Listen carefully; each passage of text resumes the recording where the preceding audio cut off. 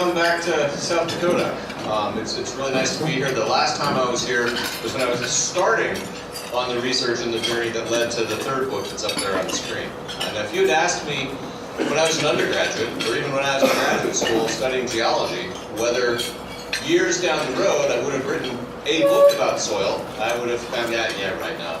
If you had told me that I would have written 3 books, a trilogy, about soil and its importance to civilization, I would have thought you were really crazy. So it's funny how life leads you down paths. What I wanted to do today is give you a bit of an overview of all 3 books, give you a bit of an insight into why a geologist like me would spend a decade of my spare time, and yes, it's my spare time because I have a full-time gig teaching college, why someone like me would actually do this, and feel that it's quite important to share what I learned in the process of doing it.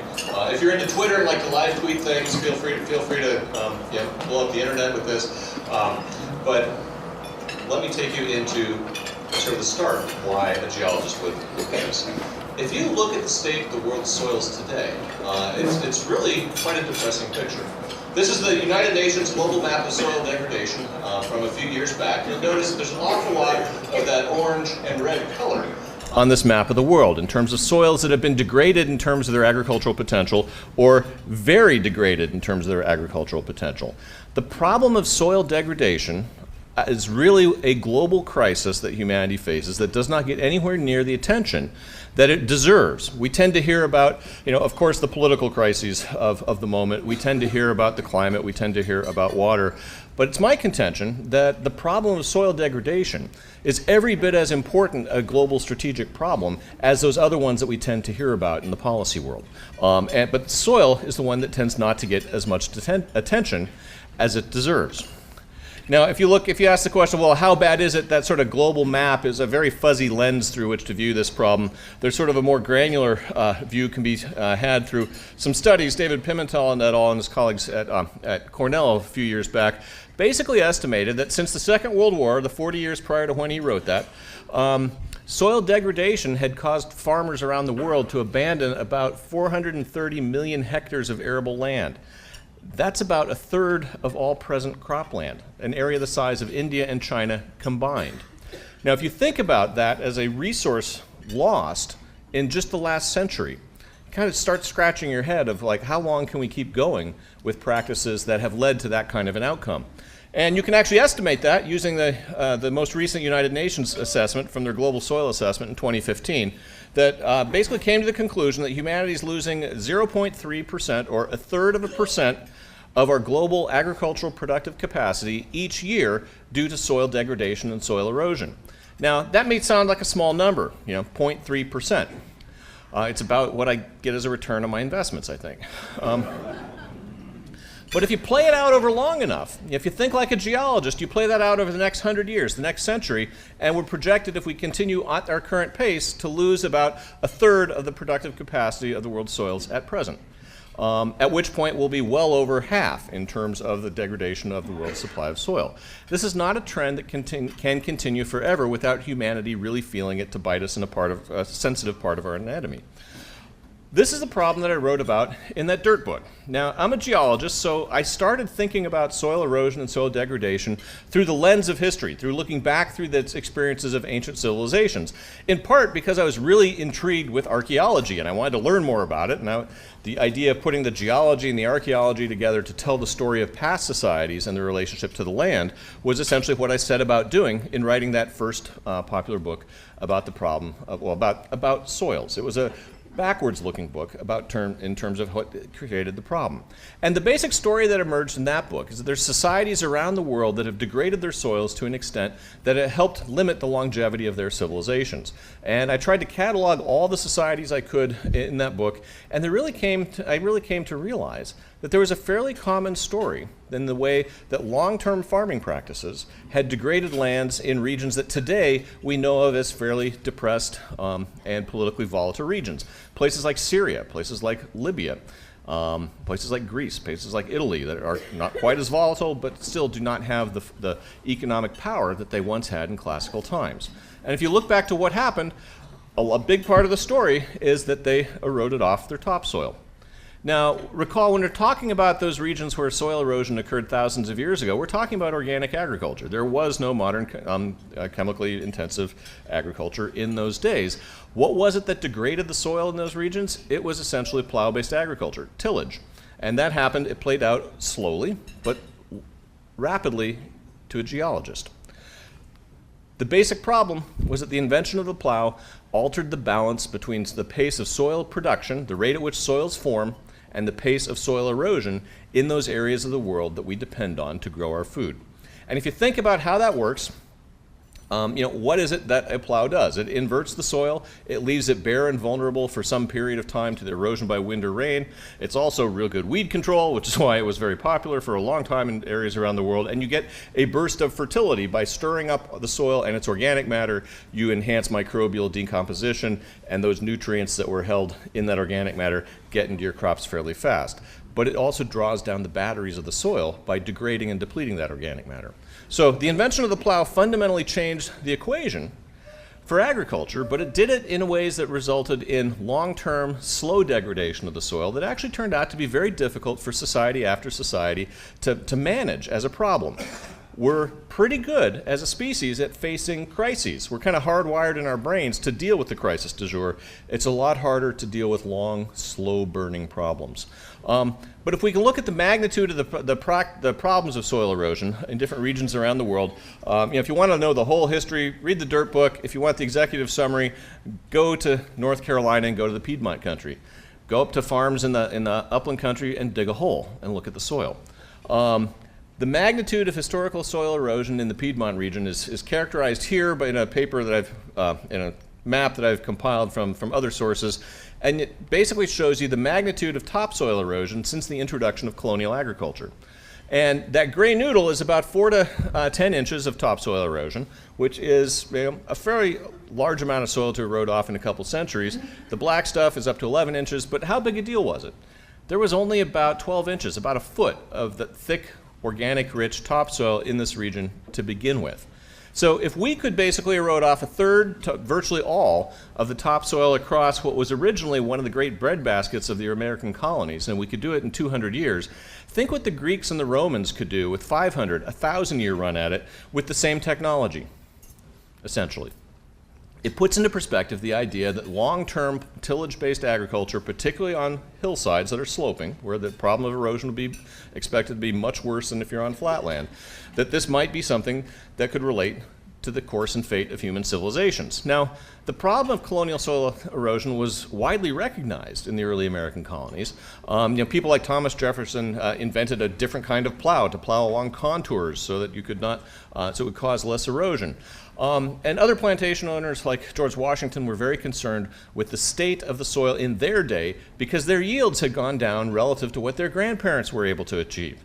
They had already started degrading their soil on the eastern seaboard back in the very dawn of the United States. And Washington wrote about this in a letter to Alexander Hamilton when he wrote, "A few years more of increased sterility will drive the inhabitants of the Atlantic states westward for support, whereas if they're taught how to improve the old, instead of going in pursuit of new and productive soils, they would make these acres which now scarcely yield them anything turn out beneficial to themselves."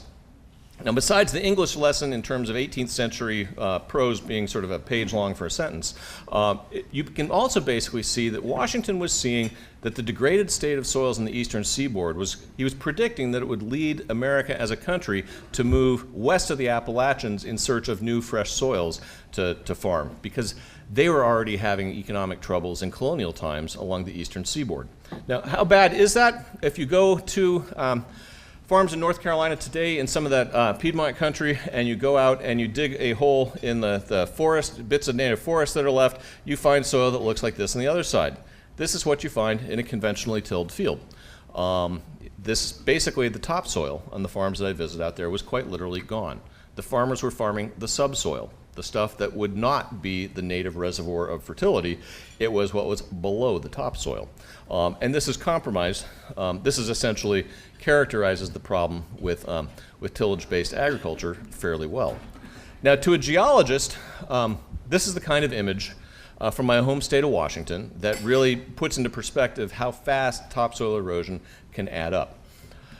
It's from the Palouse, which is in eastern Washington. It's an area of very rich, loess soils. It's really wonderful soil. And this is a winter wheat field, but you obviously don't see any winter wheat. It's in a period after it was plowed. It's the kind of fields that were planted to winter wheat and then followed the following year. And all these little channels on it, those little rills, things you could wipe out with a single pass of a tractor, are the kind of things that gives a geologist like myself sort of like the idea that, wow, you're just bleeding soil off of this landscape.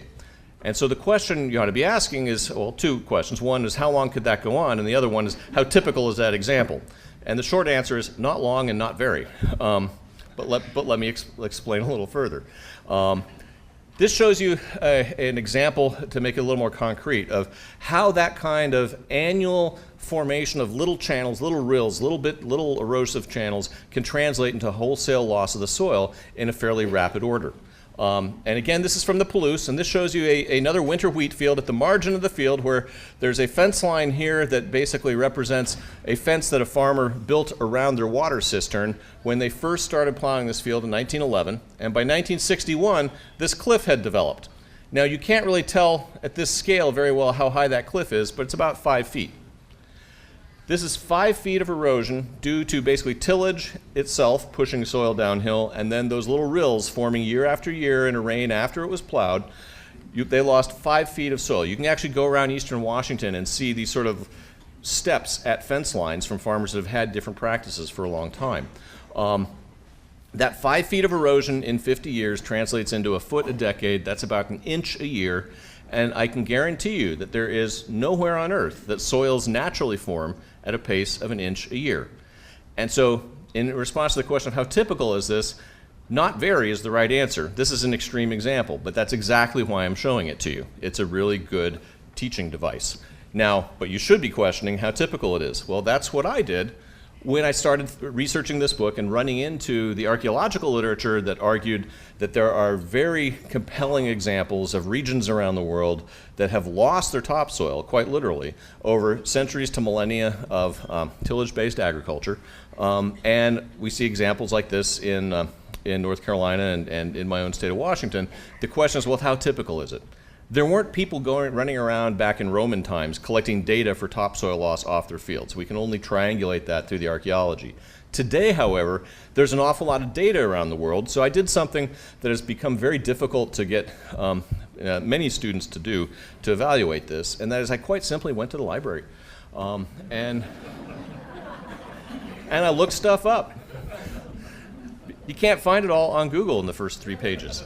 I literally spent 3 weeks in the library, Xeroxing papers, chasing down things, compiling references to try and ask the question, how fast do soils form?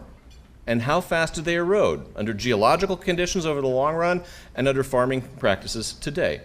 And basically what I did is I compiled, I'll show you just a little bit of data, but I like to show this because there's actually numbers behind the statements that I'm making. I found 1,400 studies and compiled those, and this is a one-dimensional graph. It shows you erosion rate down here across the bottom. You notice it's a logarithmic scale, so each big tick is a factor of 10 increase in size. It's just like that earthquake magnitude scale.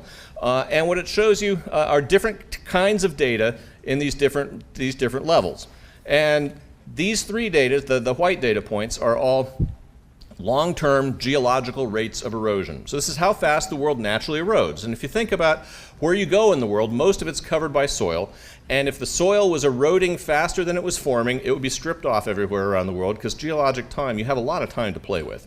So there's plenty of time for erosion to catch up if there's an imbalance. And conversely, if you're building soil faster than you're eroding it, we should have really thick soils all over the world. Fact is, we have about 1 foot to 3 feet of soil almost everywhere around the world. You can consult the UN Global Soil Database that will confirm that. But that point is being made that these long-term rates of soil erosion are also, to first order, long-term rates of soil formation. They tend to be in balance, and I'll show you data in a minute that demonstrates that. But the point is that these 3 natural environments, cratons, does everybody know what a craton is? It's a flat, dead part of a continent. It is a place where you don't expect earthquakes. It's places that are relatively flat. The center of Australia, most of Africa, a lot of the American Midwest. Geologically, places that haven't happened, that a lot hasn't happened lately. They erode up to a pace of about 1% of a millimeter a year. That's really slow. Soil mantled terrain, that's like the rolling hills of Tennessee and California, my home state of Washington, they erode at paces up to about 1 millimeter a year. It's the alpine and glaciated terrain of the world, the Himalaya, the Andes, the Cascades, the big mountain systems that we know that erode at paces of 1 millimeter or more. Now look at conventional agriculture, and by conventional I mean tillage-based. These are data from all over the world, from small subsistence farms in the developing world to large operations in North America. And basically, if you play the game in your mind of which of these natural environments is modern agriculture most like, you come to the conclusion that conventionally plowed farms erode like alpine topography. We have managed to turn relatively flat terrain that we farm into areas that erode at the pace that the Himalaya erodes. And you may need to be a geologist to kind of appreciate that over long periods of time, but that's a pretty stark example of something that we've been able to do. And also, it basically demonstrates that conventional agriculture, and by that I mean tillage-based agriculture, is unsustainable in soil-mantled landscapes because it results in erosion faster than the soil is being rebuilt. And you can only run that game out until you run out of soil before you become Syria or Libya. Now, if we look at the sort of the aggregate of all that data. This is the last bit of numbers and data that I'll show you, so don't worry about that. We'll get back to other stuff in a minute. But I wanted to show you the average rates of soil erosion, both for different settings. Conventional tillage-based erosion is about 1.5 millimeters a year. The numbers in parentheses on each of these levels, that's the number of independent studies I compiled to get that average from. So it's a fairly broad and fuzzy number, but if you look at the erosion rates from no-till agriculture, erosion rates under native vegetation, erosion rates under soil production rates that soils are built, and long-term geological erosion rates, all those blue numbers, they are all an order of magnitude or two less than the modern rates of erosion off of conventionally plowed fields. I'm not going to argue to you that I can tell the difference between any of those blue numbers. You know, in geology, plus or minus 50% is actually batting pretty well. But we tend to deal with orders of magnitude, and these modern erosion off of plowed fields is orders of magnitude greater than rates of soil production. The good news here is that no-till, erosion rates under no-till agriculture are basically pretty similar to rates of soil production over the long run. In other words, the problem with the sustainability in the deep geological sense of that on our agricultural lands is not the fact that we farm, it's that the way that we have been farming, quite literally almost since the dawn of agriculture. We've played this out in regions around the world. Now you can put those numbers that I just gave you together to do a kind of a back of the envelope calculation to figure out how might this influence the longevity of civilizations. And you do that by noting that net soil loss of about 1 millimeter a year, and that's a conservative estimate of the difference between that red number and those blue numbers. That could lead to erosion of a typical 1 to 3 foot, half meter to meter thick hillslope soil. It would roughly take 500 to 1,000 years. That is approximately the lifespan of most major agricultural civilizations around the world, with some key exceptions that essentially help support the point. And those are, when you think about long-lived agricultural societies, you think about the Tigris and Euphrates rivers in Mesopotamia, you think about the Nile in Egypt, you think about the rivers of lowland China, you think about big rivers with big floodplains where those floodplains receive fresh mineral soils every year from the flooding along them. And then if you go look in the headwaters where that eroded material came from, that's being deposited on those floodplains where people are farming over the long run for thousands of years, the headwaters of those areas are impoverished. Somalia and Ethiopia in the case of the Nile, Tibet, the eastern Tibet in the case of the Chinese rivers, the Himalaya in the case of the Indus and the Brahmaputra.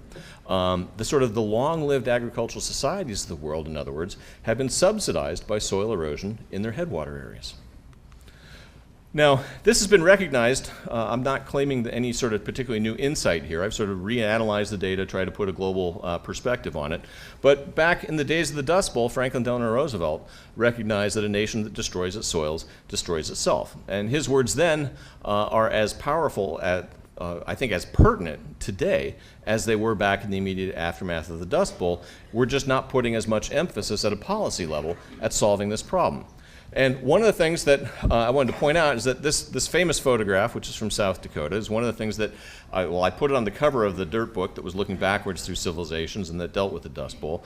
And I was really happy when I came back to South Dakota to look at practices that help ask this question of, can we actually reverse the long-term problem of soil degradation? Can we reverse that historical pattern? Can we restore the world's soils? And I started learning this in my own yard. I ended up then coming to South Dakota to learn more. But this is where I started writing the second book in the soil, what I like to call now the Soil Health Trilogy, The Hidden Half of Nature, the Microbial Roots of Life and Health. And I wrote it in partnership with my wife, Ann Baclay, who's a biologist and has worked in the public health field. And we started writing a book that was focused on soil restoration, and we ended up writing a book about microbes. Why? The more we got into it, the more we realized that microbial activity was the key to rebuilding fertile soils. So in terms of this trilogy, this book, The Hidden Half of Nature, is kind of the, oh, this is how it works book. It was our journey of discovering essentially the role and importance of microbial life. And how did we do that? We bought a house in North Seattle. We bought a house on a lot. I got tenure at the University of Washington. We decided that we'd jump into home ownership. We bought a house and wanted a garden, so we were attracted to a house that not just had a house, but had a small lot. And a couple years later, after we got through some expensive remodeling we had to do as well, we started thinking, oh, now it's time to make a garden. It's to fulfill Ann's dream of having a garden. So we peeled back the lawn that the house came with, and we found this really rich, deep black earth. No, we had dirt.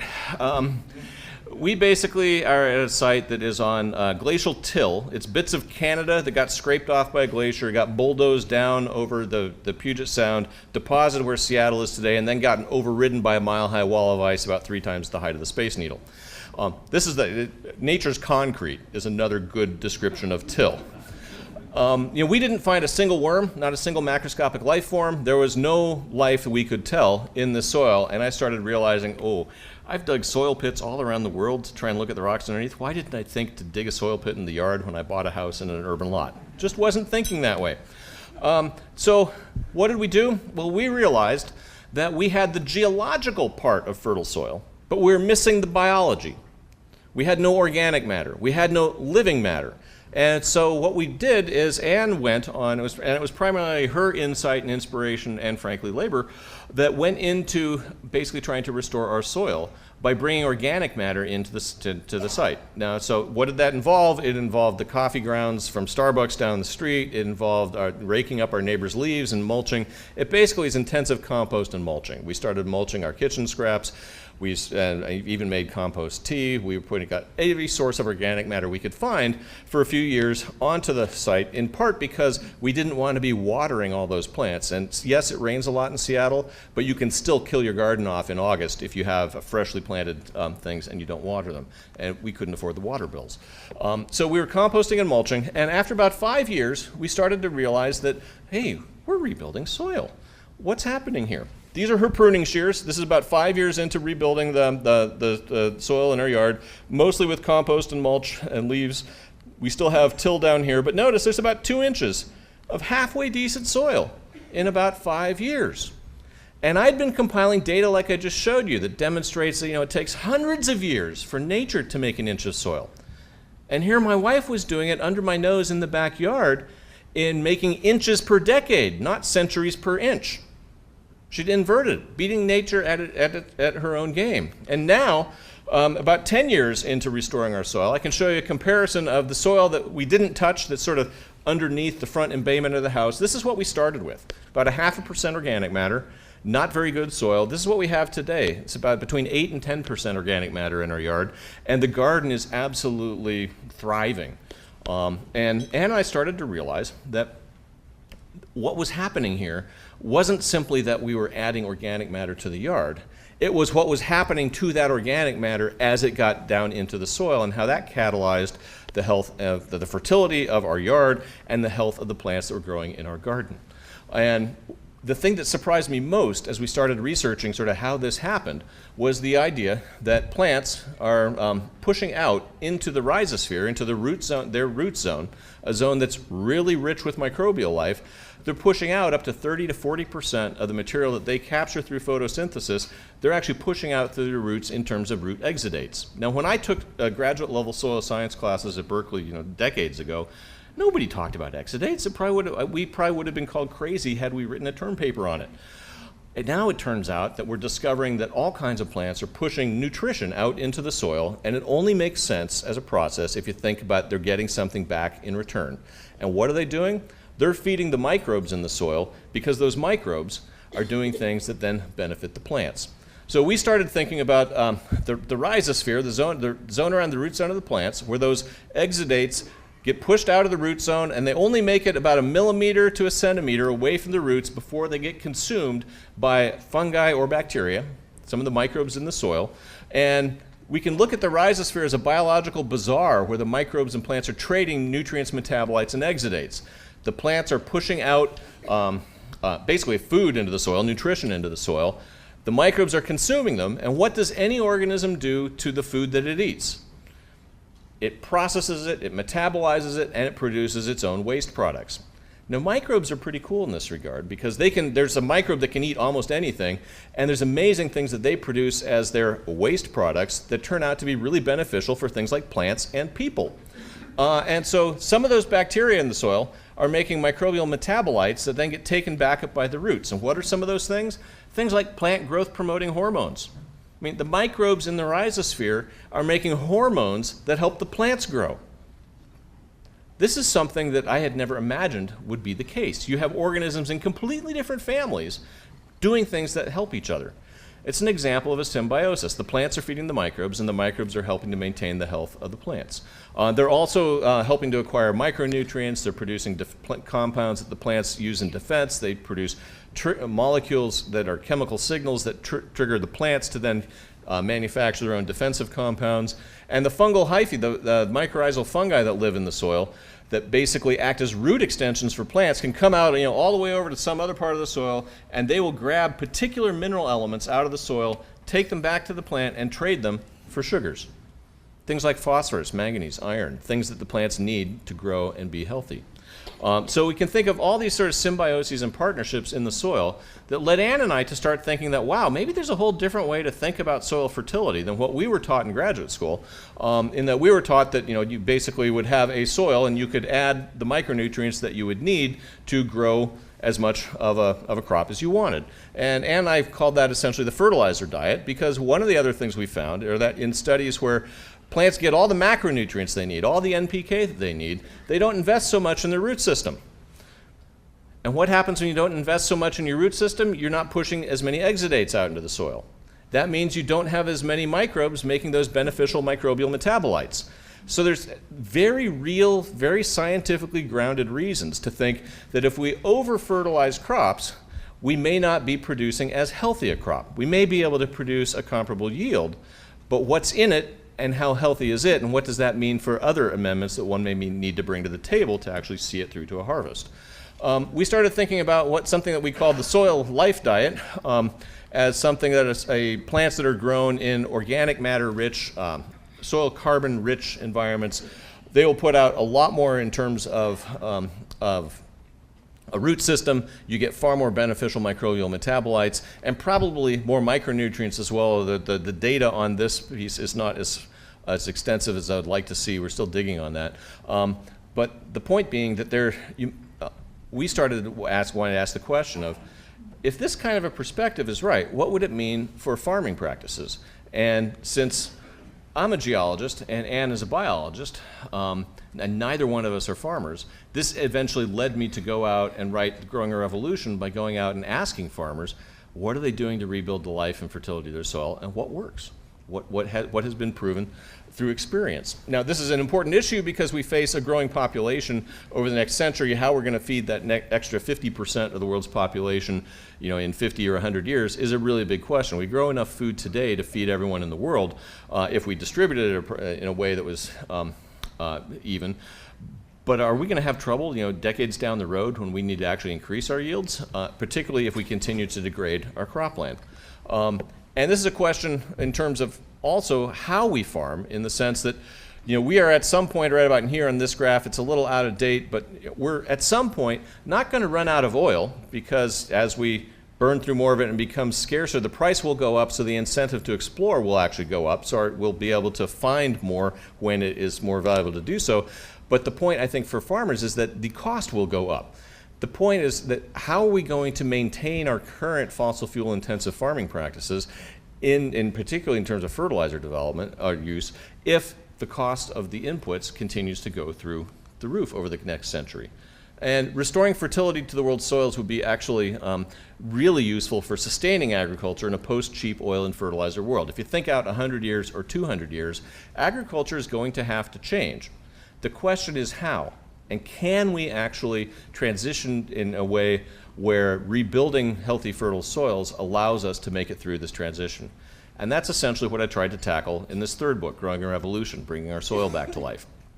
And like I said, since I'm not a geologist, what I wanted to do is go out and learn from farmers what had been working. So this is how I ended up coming back to South Dakota, as I'll talk a little bit more about in a few minutes. But the point being, we want to see how we can turn soil that looks like this into soil that looks like this. You notice those colors are not all that different than the example from Virginia or the change in my own yard. The idea of how do we take soil that's been degraded and turn it back into soil that is very fertile. This is from some of the long-term no-till field trials at Ohio State University. What's the difference between these two? Additions of organic matter, compost, manure, putting organic matter and cover crops back instead of just no-till. So by visiting farms around the world that had rebuilt soil health, but who'd actually done it, I saw how adopting all three principles of conservation agriculture could match conventional yields using far less oil and chemical inputs. Now, what are those three principles of conservation agriculture? Well, they really boil down to three things: minimal or no disturbance to the soil, so direct planting of seeds, things like no-till farming, maintaining a permanent ground cover and retaining crop residues, and planting cover crops in rotations, particularly having nitrogen-fixing cover crops in crop rotations, but keeping the ground covered. So don't disturb the ground, keep it covered, and adopting more diverse rotations, having at least 3 or 4 crops in a rotation or a multitude of species in a cover crop planting. These three things were essentially the common elements of the farmers that I visited in various portions of the world who had been remarkably successful at rebuilding soil fertility and their soil organic matter in relatively short order. Now, what does that look like? This is going to be something that would be much more familiar to this audience than some of the audiences I talked to in Los Angeles or Seattle, for example, where the people will go, what's no-till? How do you do it? This is where I was 5 years ago in thinking about it. And so people like David Brandt, who was kind enough to host a visit to his Ohio farm, would help walk me through the idea that, of how a no-till planter works. I'll spare you, since most of you probably know this better than I, I'll spare you the description of that. But what I really like to use this slide to illustrate is this is a freshly planted field where I was following along behind a no-till planter. And I like to use this to contrast in an audience's mind. What would you see following a plow around? It's hard to tell that this has even been disturbed. There's a complete ground cover. You have to look down these little slots to even find the seeds. It's a completely different aftermath, a wake of the passage of planting. And that allows this organic matter to stay at the surface where it can seed the biological activity underneath as it starts to decay and be taken down. Similarly with cover cropping, I learned about things like crop rollers that I had not run across before I started researching this book, and Jeff Moyer here at the Rodale Institute helped design this sort of new version. And the idea that you would always have something growing in the field even between cash crops, and then use a device like this to terminate them and turn them into mulch was stuff that I found really eye-opening and very intriguing as I was researching this. And this is what brought me back to South Dakota. This is Dwayne Beck from Dakota Lakes Farms. And he was kind enough to take me in and introduce me to people like Dan, who's sitting in the front, and take me around to farms and allow me to interview farmers who had gone no-till, started to adopt cover crops, who were diversifying their rotations. And I like to use this slide also to basically show that there's no bare ground. This is really different. Anything that you would have seen in, say, a Roman field, whether in North Africa or Syria, this is really different. The Romans plowed like 8 or 9 times a year. Loved clean fields. To me, this is a clean field in the sense that it can last, it can persist through time. And so what would we basically find, by adopting no-till, cover crops, and diverse rotation, they were finding greatly reduced inputs of diesel, fertilizer, and pesticide, And what I want to emphasize here, different farmers had found different degrees of reductions of their costs, but input costs went down across the board, but yields were not compromised over the long run. What they were finding for the traditional yields, and whether in soybeans or corn, when they went to adopt all three of these pieces, the yields actually went up. So the idea that we need to sacrifice yield to be able to use fewer inputs, I think has been pretty well, in my mind, put to rest if farmers adopt this full suite of practices. When I was leaving, and Dwayne was really generous and kind with his time and his insights, took me around on I think it was a 200 or 300 mile drive one day where I saw 3 plowed fields in the whole area around Pierre. I was really impressed because I had used the photographs from South Dakota as the cover of my dirt book. So one of the things I want to do today is applaud this region for really being so far ahead of the curve in terms of addressing the no-till conversion and the problem with erosion. It's a huge transformation, and again, as a geologist, I can get away with saying this. This has happened in less than a century. This is really fast. This is great. If you play it out over the next century, you can solve the problem as your neighbors catch up. But one of the things that I asked Dwayne upon leaving was, could these practices that he had shown me worked on, what by global standards are pretty large farms, could these work on small subsistence farms in Africa? Is this how you could also feed Africa in the next 100 years? Because if you look at that global population curve, most of that population is coming in Africa. The developed world is not growing in terms of population other than through immigration. Africa is where almost all that projected population increase is projected to come from in the next 50 years. So we have to figure out the problem to their issues. He said, oh, go talk to Kofi Boa in Ghana. He's already done it. And I was like, perfect. These are the people I want to talk to. This is Kofi. He runs the No-Till Research Center in Kumasi, Ghana, and this shows you the kind of diversity they have on their farms. They have no bare ground, so they're no-till, but they practice diversity in terms of multiple crops in the field at the same time. And they can do this in part because it's all hand-based agriculture. There's not a lot of mechanization.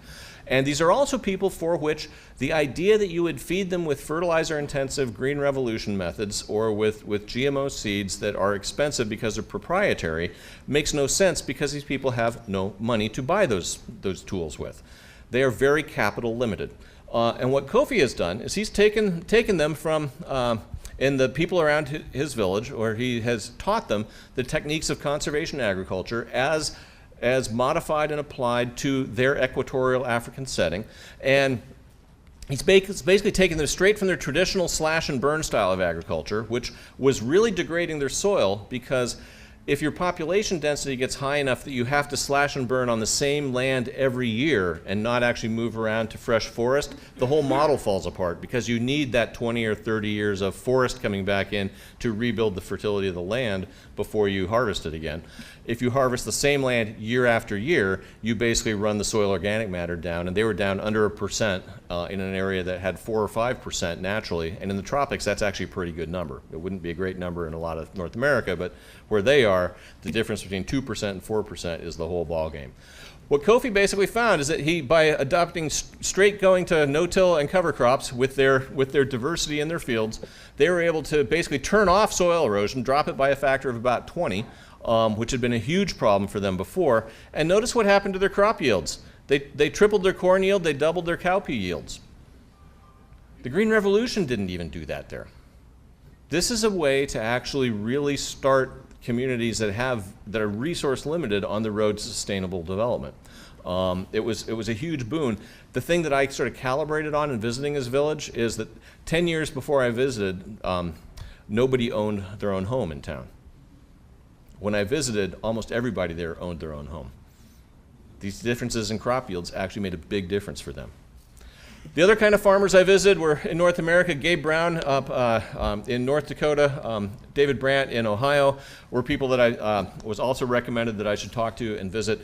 Gabe I wanted to talk to because of his reintegration of livestock onto his land, and when I talked to Dave Brandt, I was very intrigued with his use of cover crops and this daikon radish that he's growing. When I told him what my wife and I would pay for that in the farmer's market in Seattle, he was like, wow, how do I get it there? But then he basically said, oh, no, but I don't sell this. This is how I feed my microbes. This is how I feed my livestock. So you ask Gabe Brown, he's got livestock both above ground and below ground. But Dave Brandt is a commodity corn and soy farmer who's also growing a lot of cover crops that he uses to feed his microbial livestock below the ground that helps him nourish his above ground cash crops. And I want to emphasize the lessons that I learned from David Brandt. And from the other people that I visited, but Brandt put sort of the most intriguing focus on it when he ran me through the economic comparison of his neighbors' farms and his own operation. He's the county average near Carroll, Ohio, where he is in terms of practices was full tillage. Everybody was tilling. They're applying 200 pounds of nitrogen per acre per year and 2.5 quarts of Roundup. Back in 2015, I think it was, when I visited him, that resulted in an annual cost of, $500 an acre. The corn yield that the neighbors were getting were about 100 bushels an acre, and at a $4 a bushel price for corn, that means that people were losing $100 an acre. That's not a good economic model. The harder you work, the less money you make. That's really, I mean, if I lost every money on every book I wrote, I'd probably stop writing them. Although I'd do that too if I kept track of the time it took me to write them. So maybe I shouldn't do that kind of math in my head. But what I liked was the comparisons. Brandt, who's done no-till for 44 years, he integrated cover crops, was one of the early adopters, and he's also really diversified his, not his cash crop rotation, he's diversified his cover crop mix. To get diversity onto his land. He does no tillage. He only uses about 24 pounds of nitrogen per acre and a quart of Roundup. That's about a fifth to an eighth of the inputs that his neighbors are using. And the total cost to him was $320 an acre. He actually outproduced the county average by about 80% that year. It was a relatively dry year, if I recall. And that means he was making about $400 an acre when his neighbors were losing $100 an acre. That's a really good economic model. And so what I was really impressed with all the farmers I visited in the developed world was that by adopting these soil health building practices, they were able to so reduce their input use that it really affected the bottom line of their farms. It was more profitable. Some of them had a transition period of a couple of years that it took to basically get to that point, but the ones that adopted it for the long time all made it there. This is Gabe Brown. He likes to show people his soil, and his tool of choice is dominantly cover crops, but he also has supplemented that with his livestock management practices, where he'll basically bring his cattle on to graze off the crop stubble from his crops and his cover crops, and then he brings chickens in to basically graze on the grubs that are in the cattle manure and help with fly control, but also sort of process nutrients. And I like to think of these guys in his operation as nutrient recycling accelerators. And he's using his livestock to break down that organic matter and put it back into the soil in plant available forms faster than he would have otherwise. And the thing that I really liked as a comparison is if you go to his neighbor's organic farm and dig up a clod of soil, and you look at Gabe's soil in his market garden, and you compare them side by side, this is a lot darker. It's got a lot more carbon, a lot more organic matter. It's a lot more fertile, a lot more productive. And to me, this really helped put the focus on the conclusion that if you start looking at soil health as the metric, the whole idea of arguing about conventional versus organic agriculture starts to become a little fuzzier, because Gabe is not an organic farmer. He will still reserve the right to use whatever chemicals he feels necessary for whatever purpose in his applications, and he has built his soil up to be so fertile and so health promoting in his plants, he just doesn't need to use many inputs. Whereas the organic farmer next door has really hasn't done much to improve their soil. So this led me, in terms of writing Growing a Revolution, to try and boil down the advice that a geologist might offer farmers in terms of what the way forward is in terms of thinking about agriculture, in terms of philosophy of agriculture. Not the particular practices of what to do in a particular place, but the way to think about our relationship with the soil. And it basically summarized that as ditch the plow, cover up, and grow diversity, because those are the three principles of conservation agriculture. And the few studies I've been able to find in the academic literature that have looked at what has happened when people adopt all three of these principles suggest that the farmers that I visited were not unusual. They're just the leading edge of what I hope to see as a wider adoption of these practices. What are the benefits of conservation agriculture based on both these travels and interviews of farmers and reviewing the academic literature? Comparable or increased yields after that period of transition. Reduced fossil fuel, fertilizer, and pesticide use, increased soil carbon and water retention, which translates into crop resilience in drought years, and importantly, higher farmer profits and less pollution. Less nitrates getting into water supplies, rivers, the Gulf of Mexico, and things like that from simply using less fertilizer to begin with. Any one of these four things, I would argue to you, is a good reason to argue in favor of these practices. But the fact that all four of them align is an even better one. So what this leads me to actually suggest is that we're hopefully on the eve of a new agricultural revolution. There's been 4 agricultural revolutions by my counting in the history of humanity. The first being the idea of cultivation and tillage in the first place, when someone got the idea of why we should go to agriculture. I talk a lot about that in the first book, Dirt. And then the recognition of the role of soil husbandry and crop rotations and grazing management practices that date back, centuries in different parts of the world. It's just my favorite Da Vinci quote, which is as true today as it was 500 years ago. But some of the conventional or ancient wisdom in terms of these crop rotations and cover cropping actually go back a long way, and were kind of lost in the 20th century. The third agricultural revolution was really the mechanization and industrialization that started in the 19th century and played out over the course of the 20th century, early with the work of Justus von Liebig in sort of seeding the fertilizer industry and the mechanization of farm equipment. That all played out in ways that boosted agricultural production. But I want to note something that I hadn't realized until I started researching Growing a Revolution, is that we've all heard of Justus von Liebig as the father of fertilizers from his great 1840 book that laid the foundation for thinking about a soil as something we could add the nutrients we need to prop up production.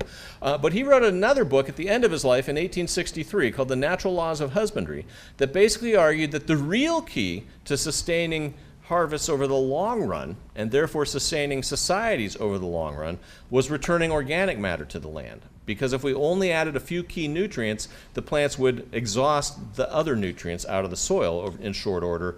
And he basically argued in favor of returning organic matter from the cities back to the land on which their food was grown from. And I had not realized this in his background. The fourth agricultural revolution was really the Green Revolution and the ongoing biotechnology revolution. That essentially doubled crop yields in the developing world. There's no doubt that a harvest went up in terms of net yields over the 20th century.